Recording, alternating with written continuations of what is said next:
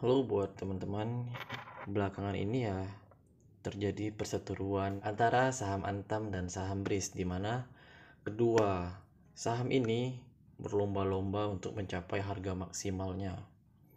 Oke, cukup menarik. Pada minggu kemarin Antam sempat menguat dan BRIS juga sempat menguat, dan pada belakangan ini Antam dan BRIS itu loyo. Kenapa? Nah, kalau dilihat secara teknikalnya, ini analisis yang paling simpel untuk membaca pergerakan market. Nah, ini saya belajar dari Doni Salmanan ya. Oke. Terus analisis yang simpelnya itu cukup menggunakan indikator simple moving average, yang kedua menggunakan Bollinger Bands, dan yang ketiga menggunakan MACD. Untuk SMA-nya saya menggunakan SMA 9 dan SMA 41, di mana SMA ini, Simple Moving Average ini atau MA ini berfungsi untuk membaca arah pergerakan market, apakah market tersebut dalam pergerakan uptrend atau market tersebut dalam pergerakan downtrend. Oke, sedangkan untuk Bollinger Bands, nah di sini saya ingin menyimpulkan Bollinger Bands itu ibaratnya itu seperti aliran sungai, pinggiran sungai. Nah, yang ini alirannya, yang ini pinggirannya. Oke, terus dan yang ketiga itu adalah MACD. MACD ini fungsinya sebenarnya sama juga dengan MA. Nah, cuman kita tahu untuk trader-trader saham, MACD ini sangat bagus sekali untuk menentukan golden atau dead cross-nya suatu saham gitu. Oke, kita lanjut ke analisis menggunakan SMA-nya. Nah, kalau dilihat dari simple moving average-nya, pergerakan saham Antam beberapa bulan terakhir itu menunjukkan pergerakan yang uptrend. Oke, mengapa saya bilang seperti itu? Karena SMA 9-nya berada di atas daripada SMA 41, di mana dengan begitu dapat kita simpulkan bahwa market dalam kondisi uptrend. Terus kalau misalnya dari MACD-nya juga, garis biru pada MACD berada di atas daripada garis oranye. Oke, di sini juga dapat kita simpulkan bahwa pergerakan saham Antam yaitu uptrend, lagi sedang uptrend gitu ya kan. Nah, yang di sini yang cukup menarik adalah saham Antam pada perdagangan 15 Januari 2021 itu mengalami penurunan sebanyak 60 poin atau sebesar 1,89%.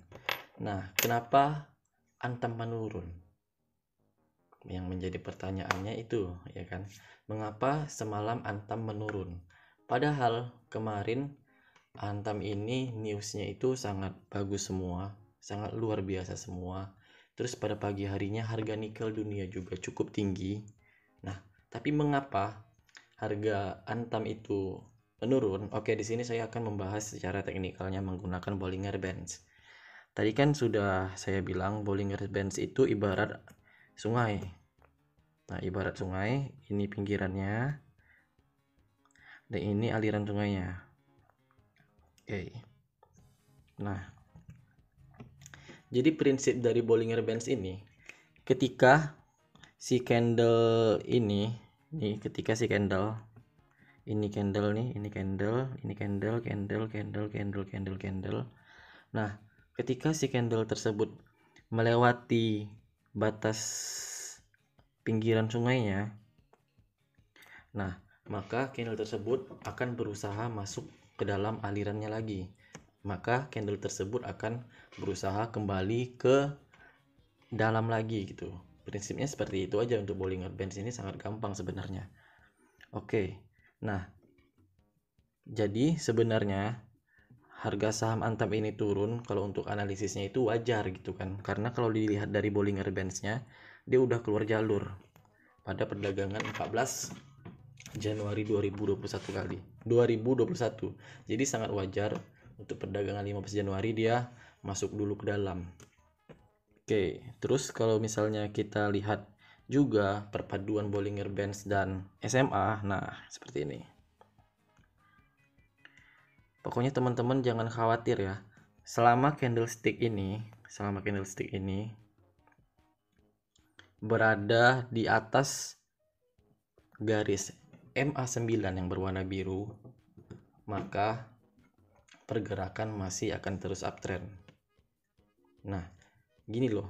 Tengok dari perdagangan kemarin-kemarinnya, ini 20 berapa nih? 1 2 3. 23 dan 24 Desember kemarin dia menyentuh tapi tidak menembus SMA 9-nya. Nah, jadi kalian jangan khawatir.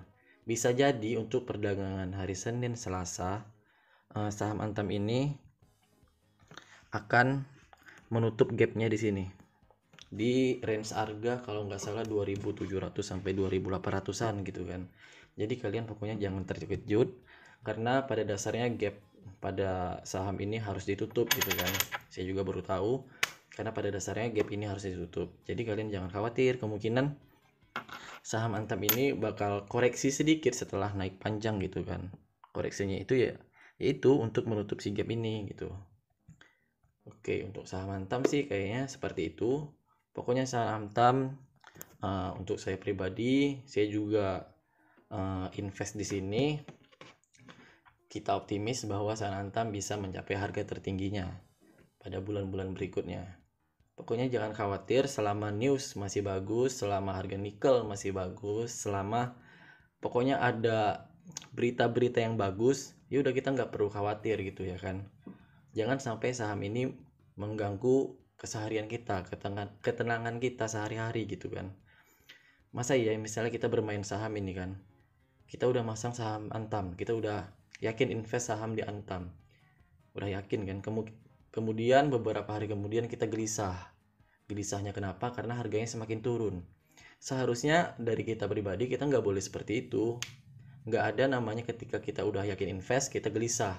Ya udah, kita harus pasang keyakinan itu, emang harus yakin. Nah, nggak boleh ada gelisah harga takut turun. Kita optimis aja bahwa Antam ini bakal mencapai puncaknya gitu ya kan. Oke, untuk saham Antam selesai.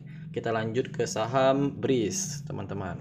Untuk saham BRIS cukup menarik juga karena pada perdagangan 12 Januari kemarin, BRIS ini arah auto reject atas dengan kenaikan yang sangat signifikan ya.